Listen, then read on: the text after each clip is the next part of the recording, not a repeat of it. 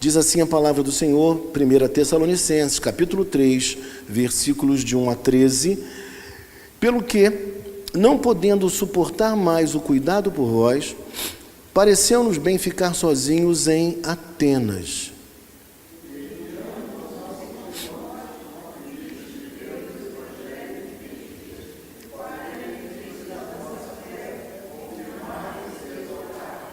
A fim de que ninguém se inquiete com estas tribulações, porque vós mesmos sabeis que estamos designados para isto.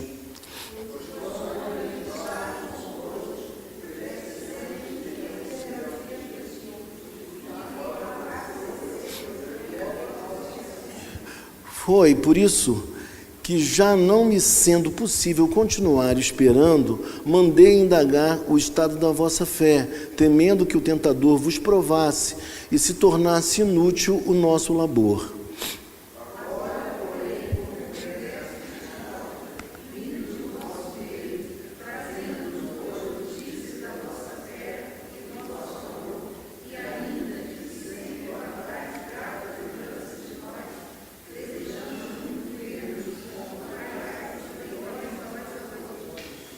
Sim, irmãos, por isso fomos consolados acerca de vós, pela vossa fé, apesar de todas as nossas privações e tribulação.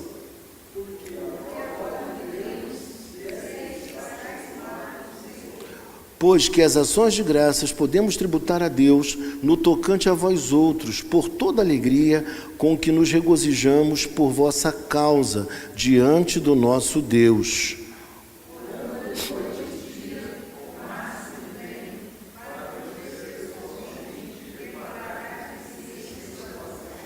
Ora, o nosso mesmo Deus e Pai e Jesus, nosso Senhor, dirijam-nos o caminho até vós.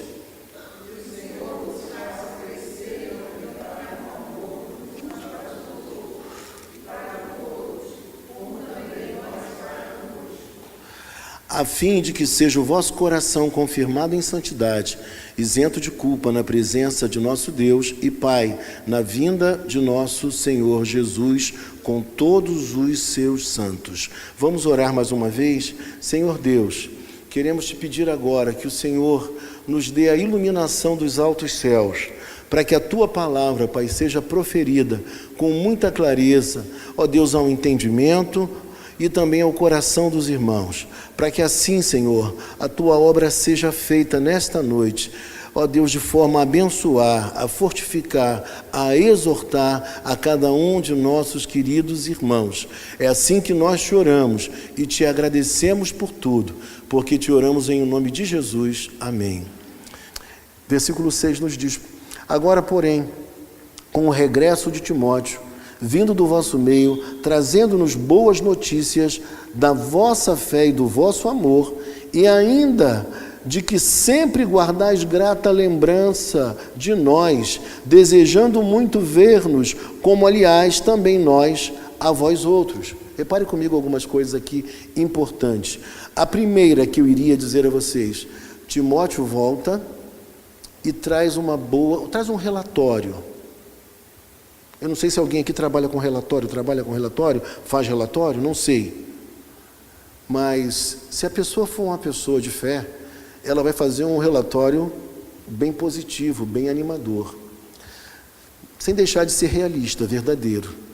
Mas existem pessoas que, se você pedir para fazer um relatório, elas só vão olhar o que não está bem, o que está ruim. Elas serão incapazes de ver, de observar as coisas boas que acontecem. Elas são assim, é próprio delas. Mas graças a Deus quem chega é Timóteo. E Timóteo chega com uma notícia maravilhosa. Timóteo diz que as coisas estavam indo bem lá em Tessalônica. Os irmãos estavam sendo pressionados, passando por dificuldades, mas os irmãos estavam firmes na fé. E com isso, sabe o que aconteceu? O coração de Paulo se alegrou profundamente. Por quê? Os meus filhos na fé, eles estão caminhando bem. Eles estão perseverando na esperança, eles continuam com a fé em Jesus Cristo, e isso é maravilhoso. E aí o texto nos fala que essas boas notícias é a mesma palavra para evangelho no grego, é uma boa notícia. Irmãos, e eu queria dizer para você uma coisa nesta noite, você que está aqui nesta noite, nós precisamos falar para as pessoas boas notícias. Chega de falar coisa ruim, coisa negativa. Mas eu diria para você que a melhor notícia que nós podemos comunicar às pessoas que estão ao nosso lado, à nossa volta, é que um dia o Senhor Deus nos amou de tal maneira que deu o seu Filho unigênito para que todo aquele que nele crê não perecesse, mas tivesse o quê? A vida eterna. Ele fez aquilo que só Ele poderia fazer. O seu Filho, Ele veio a este mundo, viveu como um de nós, enfrentando as lutas que eu enfrento, as lutas que você enfrenta, só por um motivo, por amor. Ele te amou, Ele me amou, e isso deve ser por si só a nossa melhor notícia, o nosso melhor comunicado às outras pessoas. E a partir daí, sabe o que Deus faz? Deus, Ele vai tirar da nossa vida aquilo que não é bom e Ele potencializa aquilo que nós já temos de legal, aquilo que deve permanecer, sabe? As coisas boas não serão tiradas, elas serão potencializadas. É isso que Deus faz, mas a transformação, ela é profundamente radical. E quando a gente olha para esse versículo 6 ainda, o texto nos diz assim, que naquele povo havia duas virtudes cristãs essenciais. Havia fé. E o que é fé, gente? É a certeza das coisas que se esperam e a convicção de fatos que se não veem. Havia fé naquela gente. Gente que acredita apesar de um quadro negativo, gente que acredita apesar do desemprego, gente que acredita apesar de um diagnóstico difícil, que mantém a fé em Deus. E havia uma outra virtude, que é a mais sublime de todas, na minha opinião, e pela Bíblia também, que é o amor. O amor é o dom supremo. Só que aqui o amor não é aquele amor de Hollywood, não é o amor sentimental apenas, que você ama hoje e não ama amanhã, mas é o amor estilo de vida, é o amor abnegação, dedicação, entrega, é o amor concreto que você faz coisas realmente tangíveis porque você ama a outra pessoa. O amor bíblico não é esse amor meramente sentimental, mas é aquele amor que quando você diz que ama, você apoia. Quando você diz que ama, você ajuda. Quando você diz que ama, você socorre. Ele é concreto. E aí o texto nos fala ainda, olha só, que sempre guardais grata lembrança de nós. Ou seja, o povo de Tessalônica, embora tendo convivido pouco com o apóstolo Paulo, tinha um sentimento profundo por Paulo. Paulo marcou a vida deles. Paulo foi importante para eles. Desejando muito ver-vos, como aliás também nós a vós outros. O que ele está dizendo? Que a igreja queria ver Paulo. E Paulo queria ver a igreja. Sabe quando você sente falta de alguém? Sabe quando alguém é importante para você e você diz assim, meu Deus, se essa pessoa hoje deixasse de existir, ficaria uma grande lacuna na minha vida? Se essa pessoa deixasse de existir, minha vida seria empobrecida, porque é um dom de Deus para nós, é uma bênção na nossa história. Meu Deus, e esses irmãos, em tão pouco tempo, eles nutriam pelo apóstolo Paulo um profundo sentimento. E em contrapartida, o apóstolo Paulo também gostava, amava aqueles irmãos ao ponto de ficar sozinho e enviando quem? Timóteo para estar com eles. Meus irmãos, você pode achar, pastor, mas isso aí parece muito antigo, nos nossos dias não é assim não. Eu vou dizer para você o seguinte, o cristão, ele sempre anda na contramão do sistema, ainda que o mundo não seja assim hoje. Para nós, o mundo deve ser assim. A vida deve ser assim. Nós precisamos construir relacionamentos sólidos, profundos e que não se rompam com muita facilidade. Relações verdadeiras, de amor e de afeto. E na sequência, queridos, veja comigo: sim, irmãos, por isso fomos consolados acerca de vós, pela vossa fé, apesar de todas as nossas privações e tribulação. Porque agora vivemos, se é que estamos firmados no Senhor. Paulo vai trabalhar agora a ideia de que ele que era o consolador, o motivador, ele agora estava sendo motivado, estava sendo consolado pelo que estava acontecendo naquela igreja. Repare comigo isso. Pois que as ações de graças podemos tributar a Deus no tocante a vós outros, por toda a alegria com que nos regozijamos por vossa causa diante do nosso Deus. Ele está dizendo que Deus é a causa primeira para eles se regozijarem. Mas a alegria do apóstolo Paulo se dava justamente, sabe por quê? Porque aqueles irmãos estavam caminhando bem e finalmente notícias boas chegaram até ele. Irmãos, que poder tem uma notícia boa? Que poder tem uma informação quando chega e traz a você uma esperança renovadora? Eu estava falando para os irmãos aqui nesta noite, que alegria quando esses irmãos que estão tocando aqui na igreja chegaram na igreja. Vocês não sabem a alegria, vou dar um exemplo aqui, a câmera não precisa virar para lá não, mas a alegria que veio ao meu coração quando o nosso irmão trabalha aos domingos, ele é músico, o nosso irmão Diogo começou a frequentar a nossa igreja, está lá atrás, lá no último banco, vocês podem olhar, está lá atrás. O Diogo é músico, um exímio percussionista, e a gente se conheceu num show de chorinho. E eu falei, meu Deus, que bom que eu não sou preconceituoso, né, com a cultura brasileira.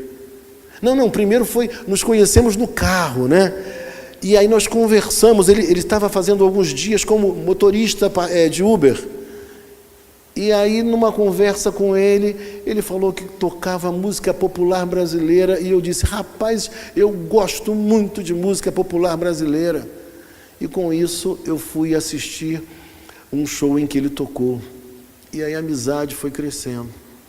Um belo dia, eu ainda não tinha uma intimidade com ele, eu estou aqui num show na rua, aqui perto, Leandro Mota, ouvindo um chorinho. Quando troca o grupo musical, tem aquela troca de set, né?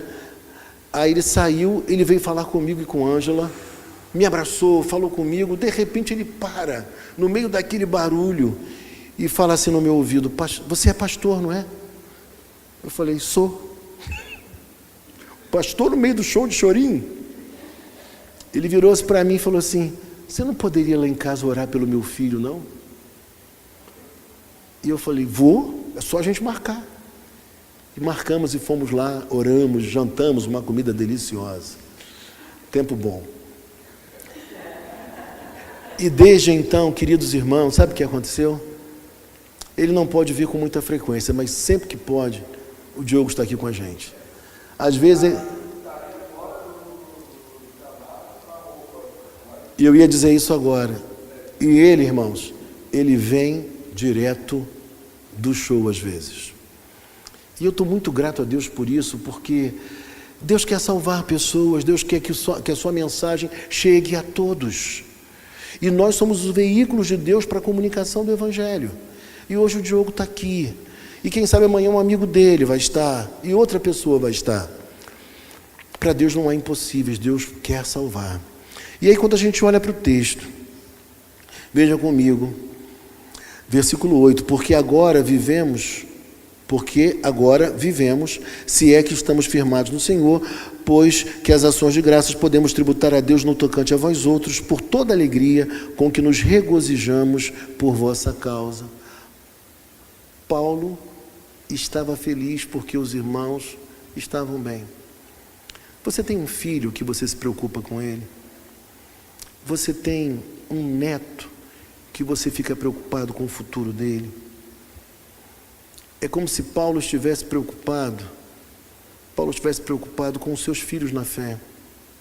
Assim como você se preocupa com o seu filho, com o seu neto. E quando Paulo sabe que eles estavam indo bem, Paulo ficou vibrando. É a mesma alegria que você sentiria se na sua casa chegasse uma notícia: o seu filho passou num concurso público, o seu neto foi aprovado para a Universidade Federal. Aí você, meu Deus, eu paguei colégio tantos anos, graças a Deus valeu a pena. A alegria de Paulo era uma alegria ainda maior do que essa, porque ele sabia agora que aquelas pessoas que haviam se encontrado com Cristo, elas não abandonaram e nem abandonariam a fé. Elas estavam firmadas. E essa era a sua grande preocupação. Essa era a sua grande preocupação. Versículo 10. Eu estou resumindo muito, irmãos. Orando noite e dia, com o máximo empenho, para vos ver pessoalmente e reparar as deficiências da vossa fé. Primeira coisa que eu queria dizer para você. O apóstolo Paulo, ele orava noite e dia. Você tem orado noite e dia? Ou já desistiu de orar noite e dia? Ele orava noite e dia. Sabe por quê? Ele acreditava que Deus, embora sendo transcendente, sendo grandiosíssimo, sendo o Criador dos céus e da terra, Deus também interage conosco. Deus penetra na história humana, Deus se preocupa com as nossas questões. Então, para Paulo, orar era algo muito significativo. Paulo orava, e nesse caso aqui estava orando para que Deus abrisse uma oportunidade dele ir até Tessalônica, ver os irmãos na fé. Sabe o que isso significa dizer? Isso significa dizer que Paulo orava para coisas do dia a dia. Paulo, ele colocava a sua vida diante de Deus, uma viagem, uma decisão, algum projeto, ele colocava diante de Deus aquilo que ele queria. Mas só que nós estamos ficando muito intelectuais como cristãos. E sabe o que acontece? A gente fala, eu sou formado em Direito, o outro, formado em Psicologia, o outro em Economia, a outra eu sou pedagoga. Cada um com a sua profissão, a outra na área de contabilidade.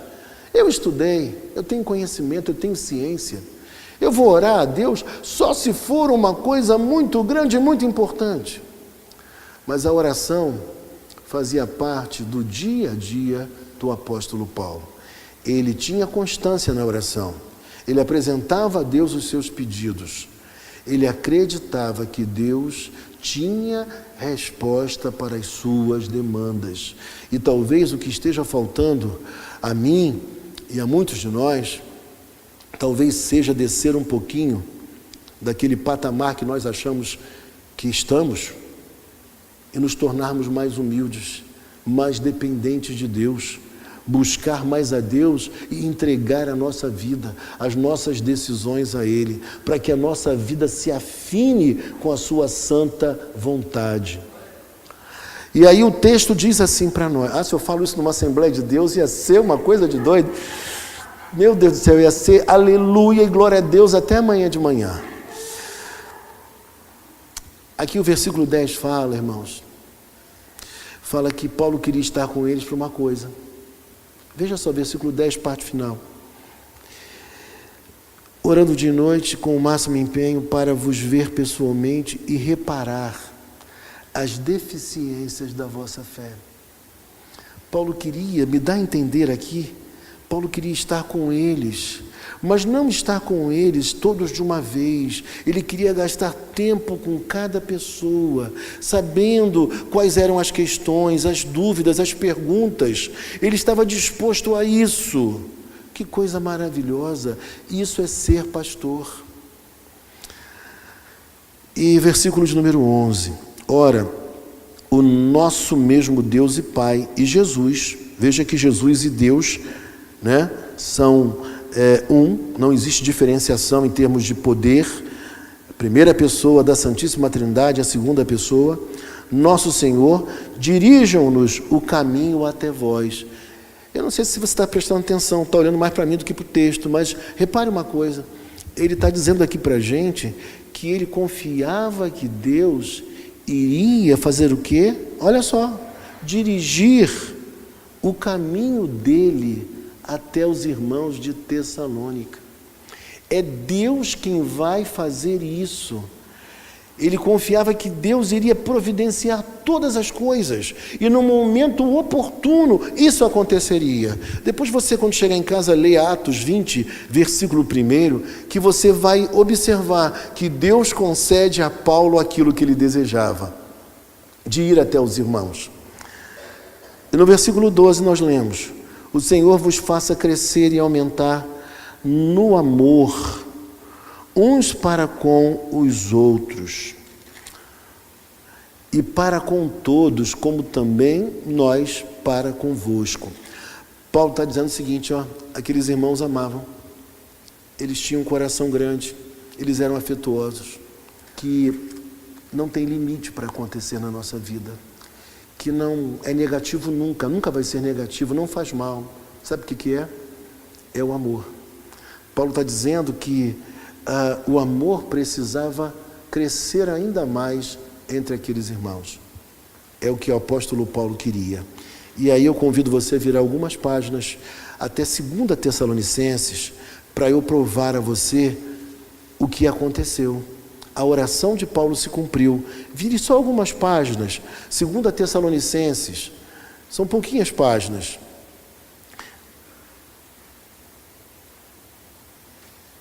Versículo de número 3, capítulo 1, versículo 3. Estamos terminando, irmãos. Diz assim: irmãos, cumpre-nos dar sempre graças a Deus no tocante a vós outros, como é justo, pois a vossa fé cresce sobremaneira, e o vosso mútuo amor de uns para com os outros vai aumentando. Observou? O que Paulo orou em Tessalonicenses capítulo 3 veio de fato a acontecer. A oração de Paulo foi ouvida.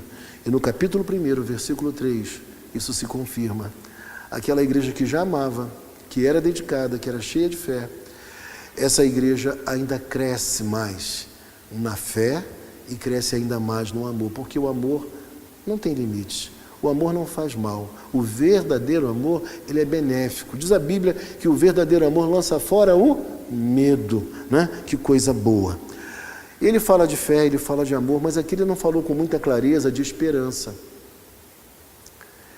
E talvez seja uma das virtudes que o nosso inimigo espiritual não queira que nós tenhamos. Esperança. Porque quando a gente perde a esperança, a nossa vida se apequena. Quando a gente perde a esperança, a gente deixa de sonhar. E a atuação do inimigo para conosco é justamente tentar minar, bloquear a nossa esperança. E nós precisamos nos cuidar muito em relação a isso. Versículo de número 13. A fim de que seja o vosso coração confirmado em santidade, isento de culpa, na presença de nosso Deus e Pai, na vinda de nosso Senhor Jesus, com todos os seus santos.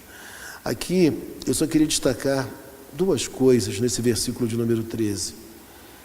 Ele fala em santidade, a fim de que o vosso coração seja confirmado em santidade, isento de culpa.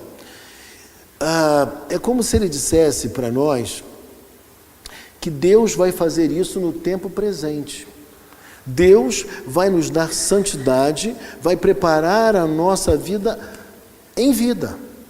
Não depois, mas em vida Deus vai nos dar santidade. E a santidade, ela vai ser vista por nós como algo bom, como algo maravilhoso. Nós não olharemos para a santidade como aquele tipo de conduta de gente muito chata, esquisita, estranha, que tudo para elas se constitui pecado. Mas nós olharemos para a vida com equilíbrio. E aquilo que não for agradável a Deus, nós iremos nos conformar com a vontade de Deus. Porque a vontade de Deus, ela é boa, ela é perfeita e ela é agradável. O homem só sente verdadeira alegria e prazer, verdadeiro prazer, quando a sua vontade está afinada com a vontade de Deus, quando a sua conduta é uma conduta que agrada ao Senhor. É aí que o homem vive a verdadeira felicidade, é aí que ele vive o mais profundo prazer, porque Deus quer que nós tenhamos prazer. O prazer não é ruim. Tem gente que pensa que o crente é contra o prazer. Não, muito pelo contrário. Nós amamos a vida, nós gostamos das coisas boas, mas Deus, Ele nos orienta que o verdadeiro prazer só pode ser vivido em consonância com a sua santa palavra. Então, é Deus quem nos firma nele, e é Deus também que nos prepara para essa vinda gloriosa. Quando Ele voltar, nós estaremos com toda a tranquilidade de que seremos recolhidos por Ele, aceitos por Ele, porque a nossa vida foi agradável ao Senhor. Nós vivemos vida santa, vida que o agradou. Nós o servimos, nós entregamos a nossa vida e a nossa história para falar do seu amor, para atender as pessoas. Eu nunca me esqueço, quando eu estudando esse texto, eu soube, através do texto e lendo um pouco da história, que possivelmente o apóstolo Paulo tenha perdido, inclusive, a própria casa dele, quando ele abraçou a fé em Jesus Cristo. Eu já falei isso aqui. Ou seja, por abraçar a fé em Cristo, ele perdeu muitas coisas. Assim como nós também perdemos muitas coisas. Só que aquilo que nós ganhamos é algo de um valor supremo. A alegria, a felicidade, a paz, a esperança, o contentamento com aquilo que Deus já nos deu, é algo extraordinário. Pregar a palavra, ensinar a palavra, visitar pessoas, ser amigo, ser irmão, é algo extremamente precioso. E quando Deus nos chama para essa tarefa, não há mais nada que nos apeteça tanto o coração do que pregar a palavra.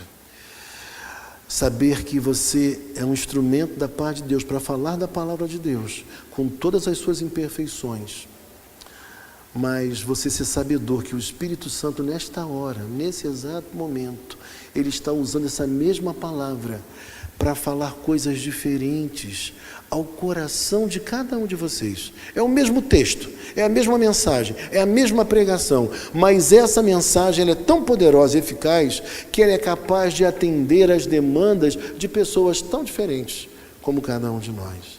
Amém? E aí, eu quero ter a grandeza do apóstolo Paulo, eu quero que você tenha também, de ser abnegado, de desviar o seu olhar para o outro, de não perder a oportunidade de festejar o aniversário de alguém, a alegria de alguém, de ficar contente com a vitória do outro, de não perder os instantes, por mais pequeninos que sejam,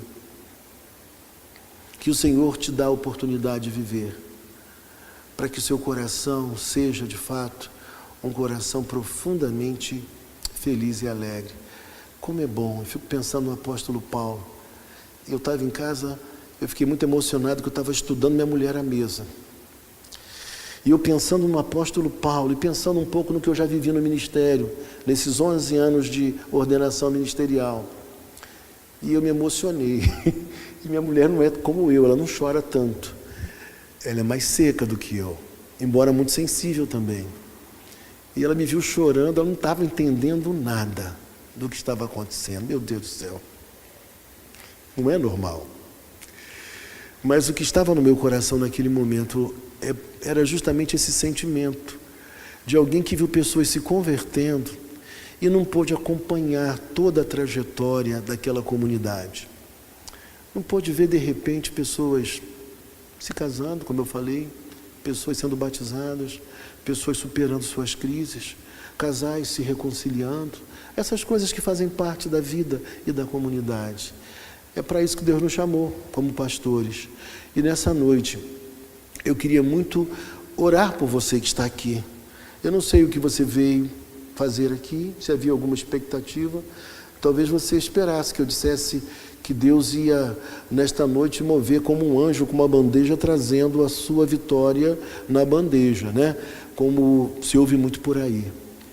Mas uma coisa eu sei: se você abrir seu coração para que Ele faça a primeira e a mais importante das transformações, que é deixar que Ele entre no seu coração e mude o seu coração, eu tenho certeza que a partir dali, outras instâncias da sua vida também serão mudadas. Eu tenho certeza que o Espírito Santo vai mexer com você. Você vai sentir a alegria que você há muito tempo não sentia. Eu tenho percebido isso, que muitos cristãos verdadeiros deixaram que a vida fosse olhada, fosse vista de maneira tão negativa, que perderam a vibração, perderam o encantamento com o Evangelho, já não falam para mais ninguém de Jesus, já não sentem a mesma alegria de vir à igreja. Eu queria nessa noite orar, antes de participarmos do pão e do vinho, para que você vivesse essa alegria, esse encantamento com o Evangelho. A mesma alegria de Paulo, de olhar e falar: meu Deus, tem gente se convertendo. A mesma alegria minha, tem gente chegando na igreja. Eu tenho 10 pessoas para receber na igreja. Uma eu recebi hoje de manhã, ainda tem outras. E assim outras, porque essa casa é a casa de Deus. Para todas as pessoas que aqui quiserem chegar, se achegar, serem acolhidas, serem amadas, e também para aprender um pouquinho do Evangelho. Feche os seus olhos, eu quero orar por você.